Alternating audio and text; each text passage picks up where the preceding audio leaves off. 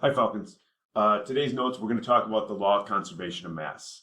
The law of conservation of mass was first discovered by this gentleman named Antoine Lavoisier, also often known as the father of chemistry.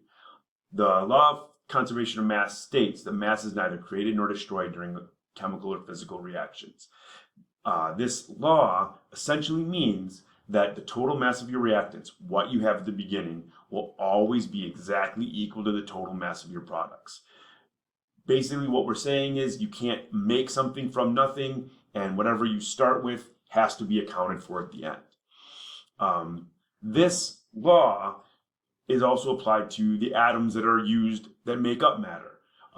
Dalton's atomic theory, which we've discussed a little bit in class, is that all matter is composed of extremely small particles called atoms. This would be a sample of his model. This was prior to all of the knowledge that we have today about subatomic particles like protons and neutrons and electrons. But what it did have was this very important point, was that in chemical reactions, atoms can be combined, separated, or rearranged, but never created or destroyed. Meaning that we have to account for all of the atoms at the beginning, have to be accounted for at the end. And we're going to now take this and apply it to a couple of chemical reactions. So let's say, for example, that this is the reactants and products of a chemical reaction.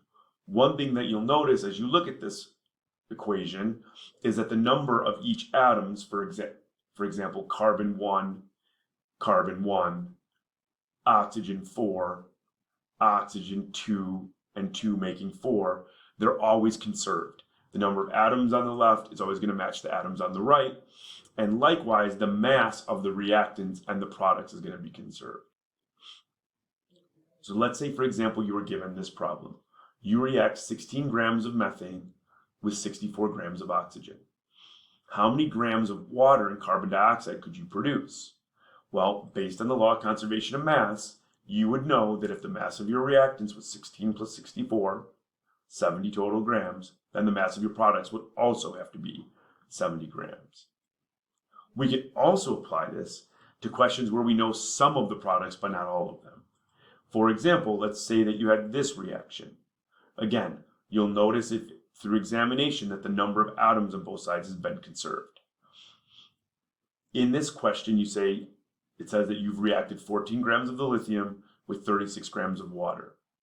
But in this case, the hydrogen gas that's produced has escaped, and all you were able to measure was the lithium hydroxide, LiOH.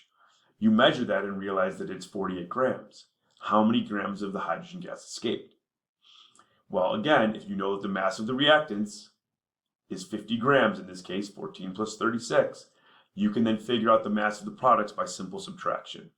The mass of the reactants is 50, the mass of the known product is 48, so then the unknown would have to make up the difference, in this case 2.